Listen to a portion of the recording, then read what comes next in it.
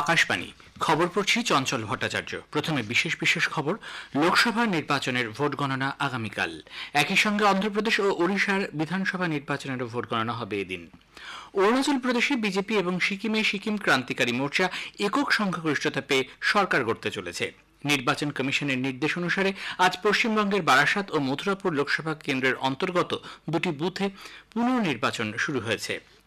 Cyclone Remal এবং বিভিন্ন রাজ্যে তাপমাত্রা জনিত পরিস্থিতির পর্যালোচনা করতে প্রধানমন্ত্রী গতকাল এক উচ্চ পর্যায়ের বৈঠক করেন।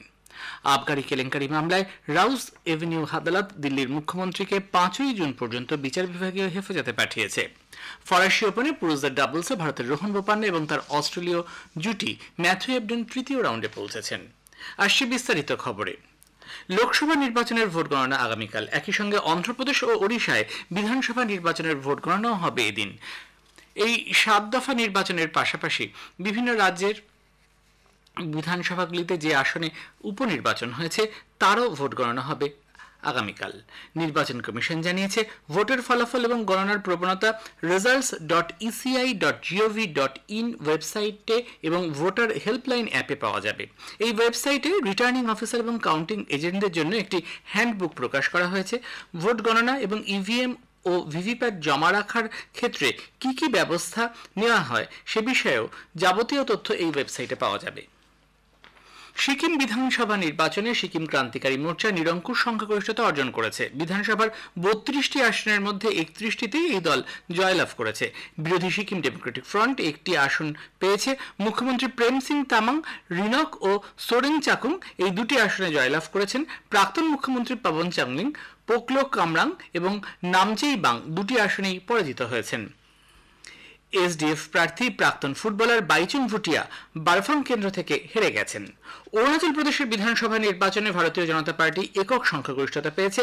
বিধানসভার 60টি আসনের মধ্যে 50টিতে ভোট গ্রহণ করা হয়। 10টি আসনে বিজেপি বিনা প্রতিদ্বন্দ্বিতায় জয়লাভ করে। এই 50টি আসনের মধ্যে বিজেপি 36টি আসনে যেতে ন্যাশনাল পিপলস পার্টি 5 এবং পিপলস পার্টি 2টি করে আসন পেয়েছে। এনসিপি 3 এবং কংগ্রেস 1টি আসনে জিতেছে। প্রধানমন্ত্রী নরেন্দ্র মোদী বিজেপিকে জয়ী করার জন্য অরুণাচলবাসীকে ধন্যবাদ জানিয়েছেন। একই সঙ্গে সিকিমে জয়লাভের জন্য সিকিম ক্রান্তিকারী মোর্চাকেও অভিনন্দন জানান তিনি। প্রধানমন্ত্রীর প্রয়াসে রাজ্যে ব্যাপক উন্নয়ন হয়েছে, আর তাই উন্নয়নের নিরিখে রাজ্যের মানুষ ভোট দিয়েছেন বলে অরুণাচল প্রদেশের মুখ্যমন্ত্রী পেমা খান্ডু মন্তব্য করেন। বিজেপিকে তৃতীয়বারের মতো ক্ষমতায় আনার জন্য রাজ্যবাসীর প্রতি কৃতজ্ঞতা জানিয়ে তিনি বলেন, এবারের বিধানসভা নির্বাচনের ফলাফল অরুণাচল প্রদেশের জন্য ঐতিহাসিক এক মুহূর্ত। শ্রী খান্ডু গতকাল রাজ্যপালের সঙ্গে দেখা করে ইস্তফাপত্র পেশ করেন। নতুন সরকার গঠন না হওয়া পর্যন্ত রাজ্যপাল তাঁকে কাজ চালিয়ে যেতে বলেছেন। বিজেপির সর্বভারতীয় সভাপতি জগৎ প্রসাদ নাড্ডা অরুণাচল প্রদেশ বিধানসভায় দলের বিরাট সাফল্যের জন্য সে রাজ্যের মানুষের প্রতি কৃতজ্ঞতা ব্যক্ত করেছেন। বৈদ্যুতিন ভোটযন্ত্র ইভিএম এর ভোট গণনার আগে পোস্টাল ব্যালট গণনার ফলাফল জনসমক্ষে আনার দাবি জানিয়ে ইন্ডি জোট নির্বাচন কমিশনের দ্বারস্থ হয়েছে। জোটের তরফে এক প্রতিনিধি দল গতকাল কমিশনে যায়। দলে ছিলেন কংগ্রেস নেতা অভিষেক মনু সিংভি, সমাজবাদী পার্টির নেতা রামগোপাল যাদব, সিপিআইএম নেতা সীতারাম ইয়েচুরি, সিপিআই এর ডি রাজা এবং আম আদমি পার্টির পঙ্কজ গুপ্তা। পরে সাংবাদিকদের সঙ্গে কথাবার্তার সময় অভিষেক মনু সিংভি বলেন, বিধিবদ্ধ নিয়ম অনুযায়ী প্রথমে পোস্টাল ব্যালট গণনা করা হয়। সম্প্রতি কমিশন এ সংক্রান্ত যে নিয়ম পরিবর্তন করেছে তা শুধুমাত্র নির্দেশিকার মাধ্যমে পাল্টানো যায় না বলে শ্রী সিংভির মন্তব্য। এদিকে বিজেপির একটি প্রতিনিধি দল গতকাল নতুন দিল্লিতে নির্বাচন কমিশনের সঙ্গে সাক্ষাৎ করে ভোট গণনা প্রক্রিয়া সুষ্ঠুভাবে সম্পন্ন করার দাবি জানিয়েছে। পাশাপাশি নির্বাচন পরবর্তী হিংসা এবং অশান্তির ঘটনা ঠেকাতেও প্রয়োজনীয় পদক্ষেপ নিতে অনুরোধ করা হয়েছে। বিজেপির প্রতিনিধি দলে ছিলেন বর্ষিয়ান নেতা কেন্দ্রীয় মন্ত্রী পীযূষ গোয়েল, নির্মলা সীতারামন এবং ওম পাঠক। পরে সাংবাদিকদের মুখোমুখি হয়ে শ্রী গোয়েল বলেন, যারা নির্বাচনী প্রক্রিয়াকে খাটো করে দেখার চেষ্টা করছেন তাদের বিরুদ্ধে উপযুক্ত ব্যবস্থা নিতে হবে। এক্সিট পোল সম্পর্কে কংগ্রেস নেতা রাহুল গান্ধীর মন্তব্যেরও সমালোচনা করেন তিনি।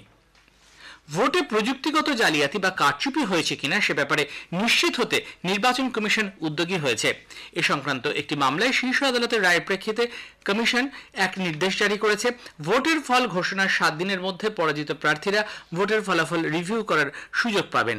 ফলাফলের নিরিখে যেসব প্রার্থী দ্বিতীয় বা তৃতীয় স্থানে থাকবেন তারাই এই সুবিধা পাবেন। ইভিএম এর প্রস্তুতকারক সংস্থার ইঞ্জিনিয়াররা ভোট যন্ত্রের বার্ন মেমোরি পরীক্ষা করে দেখবেন সেখানে কোনো কারচুপি হয়েছে কিনা। এর জন্য কমিশনকে একটি নির্দিষ্ট ফি জমা দিতে হবে। কারচুপির অভিযোগ সত্য হলে ফি বাবদ আবেদনকারী টাকা ফেরত পাবেন, অন্যথায় ওই টাকা বাজেয়াপ্ত করা হবে বলে কমিশন জানিয়েছে। নির্বাচন কমিশনের নির্দেশ মতো কড়া নিরাপত্তার মধ্য দিয়ে উত্তর 24 পরগনার বারাসাত লোকসভা কেন্দ্রের দেগঙ্গা বিধানসভার অন্তর্গত 61 নম্বর কদম্বগাছি সর্দারপাড়ার একটি এবং দক্ষিণ 24 পরগনার মথুরাপুর লোকসভার কাকদ্বীপ বিধানসভার অন্তর্গত 26 নম্বর আড্ডির মহল শ্রী চৈতন্য বিদ্যাপীঠ বুথে আজ পুনর্নির্বাচন হচ্ছে। ভোট গ্রহণ শুরু হয়েছে সকাল 7টায়, চলবে সন্ধ্যে 6টা পর্যন্ত। প্রধানমন্ত্রী নরেন্দ্র মোদী গতকাল দিল্লিতে দেশের বিভিন্ন অঞ্চলের তাপপ্রবাহ এবং ঘূর্ণিঝড় পরবর্তী পরিস্থিতির পর্যালোচনা করতে কয়েকটি বৈঠকে যোগ দেন। তাঁকে পরিস্থিতির বিষয়ে বিস্তারিত জানানো হয়েছে। বৈঠকে মিজোরাম, আসাম, মণিপুর, মেঘালয় এবং ত্রিপুরায় ভূমিধস এবং বন্যার কারণে প্রাণহানি ও সম্পত্তির ক্ষয়ক্ষতির বিষয়টিকে অগ্রাধিকার দেওয়া হয়। আসামে বন্যা পরিস্থিতির উন্নতি হয়নি। রাজ্যের 13টি জেলার 5 লক্ষের বেশি মানুষ বন্যা কবলিত। নতুন করে 3 জনের মৃত্যুর খবর আসায় মৃতের সংখ্যা বেড়ে হলো 14। 564টি গ্রামের 8000 হেক্টর বেশি জমির ফসল নষ্ট হয়ে গেছে। 193টি ত্রাণ শিবির খোলা হয়েছে। জাতীয় এবং রাজ্য বিপর্যয় মোকাবিলা বাহিনী ত্রাণ ও উদ্ধার কাজ চালাচ্ছে। কাছাড় জেলায় আরও 2 জনের প্রাণহানির খবর এসেছে। একটি শিশুসহ 2 জন নিখোঁজ। বন্যায় 103টি রাস্তা ক্ষতিগ্রস্ত। উত্তর পূর্ব সীমান্ত রেলের নিউ হাফলং চন্দ্রনাথপুর শাখায় রেললাইন ক্ষতিগ্রস্ত হওয়ায় বহু ট্রেন বাতিল করা হয়েছে। গুয়াহাটি, গোয়ালপাড়া এবং ধুবড়ীতে ব্রহ্মপুত্র নদীর জল ক্রমশ বাড়ছে। একই সঙ্গে বরাক, ধানসিঁড়ি, কপিলি, বুড়িডিহিং, গৌরাং এবং কুশিয়ারি নদীর জলস্তর বৃদ্ধিও অব্যাহত। এ খবর প্রচারিত হচ্ছে আকাশবাণী থেকে। রাউস এভিনিউ আদালত দিল্লির মুখ্যমন্ত্রী অরবিন্দ কেজরিওয়ালকে গতকাল আবগারি শুল্ক কেলেঙ্কারির সঙ্গে যুক্ত অবৈধ অর্থ পাচার মামলায় 5ই জুন পর্যন্ত বিচার বিভাগীয় হেফাজতে পাঠিয়েছে। কেজরিওয়ালের বিচার বিভাগীয় হেফাজত চেয়ে আদালতে ইডির আবেদনের শুনানি হয়। কেজরিওয়ালের অন্তর্বর্তীকালীন জামিনে থাকার বিষয়টি বিচারাধীন ছিল। তার আত্মসমর্পণের পর রাউস এভিনিউ আদালত এই নির্দেশ দেয়।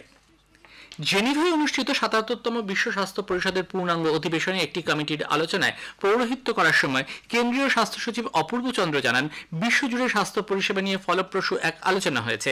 আলোচনায় 2025 থেকে 2028 এই সময়কালে পরিষদের সম্পদ এবং সুস্থায়ী আর্থিক যোগানের বিষয়টি নিয়ে মতবিনিময় হয়। এবারের সম্মেলনের মূল ভাবনা ছিল health for all, all for health. Shri Chandra জানান, ভারতের বসুধৈব কুটুম্বকম অর্থাৎ এক বিশ্ব এক পরিবার ভাবনার সঙ্গে এটি মিলে যায়। Chief of defence staff general Anil Chauhan বলেছেন, অগ্নিপথ প্রকল্প সামরিক বাহিনীতে যুবশক্তির সরবরাহ বজায় রাখতে সহায়ক হয়েছে। গতকাল আইএনএস চিল্কায় অগ্নিবীরদের উদ্দেশ্যে ভাষণে জেনারেল চৌহান বলেন, সামরিক বাহিনীর জন্য অগ্নিবীর প্রকল্প একটি গুরুত্বপূর্ণ সংস্কার। তিনি গতকাল আইএনএস চিল্কায় অগ্নিবীরদের প্রশিক্ষণ ব্যবস্থাও ঘুরে দেখেন।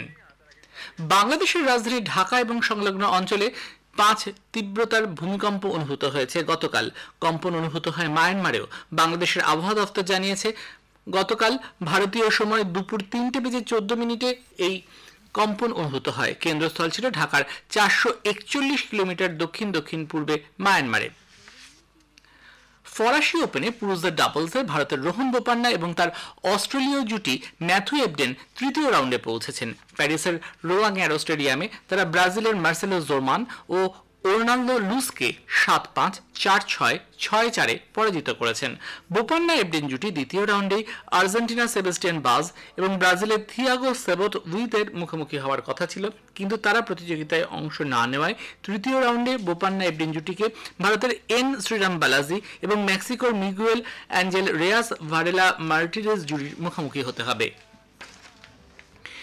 আইসিসি টি20 বিশ্বকাপ ক্রিকেটে গায়ানার প্রভিডেন্স স্টেডিয়ামে ওয়েস্ট ইন্ডিজ পাপুয়া নিউগিনিকে 5 উইকেটে পরাজিত করেছে। পাপুয়া নিউগিনি প্রথমে ব্যাট করতে নেমে 8 উইকেট হারিয়ে 136 রান তোলে। জবাবে ওয়েস্ট ইন্ডিজ 19 ওভারে 5 উইকেট হারিয়ে নির্ধারিত লক্ষ্যে পৌঁছে যায়। এখন বার্বাডোসের নামিবিয়া এবং ওমানের মধ্যে খেলা চলছে। টসে জিতে নামিবিয়া ওমানকে ব্যাট করতে পাঠিয়েছে। শেষ পাওয়া খবরে ওমান 17 ওভার 2 বলে 7 উইকেট হারিয়ে 95 রান করেছে। আজ ভারতীয় সময় রাত 8টায় শ্রীলঙ্কা দক্ষিণ আফ্রিকার মুখোমুখি হবে। শেষে বিশেষ বিশেষ খবর আরও একবার।